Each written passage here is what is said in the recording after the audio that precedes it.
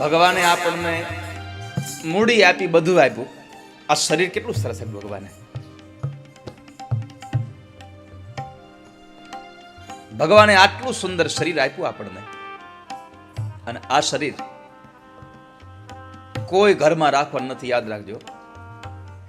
દીકરાને પપ્પા ગમે તેટલા વાલા હોય, બાપુજીને દીકરો ગમે તેટલો વાલો હોય, પત્નીને પોતાનો પતિ ગમે તેટલો વાલો હોય, પણ એક ઘરે એવું બતાવો કે અત્યંત પ્રેમ કરનારા માણસોએ પોતાના મરી ગયેલા કોઈ વ્યક્તિનું શબ 2 દિવસ ઘરમાં વધારે રાખ્યું હોય તો કે ના ના ભલે ઘરમાં રહ્યો, પછી આપણે 2 દી પછી, ક્યારેય નહીં.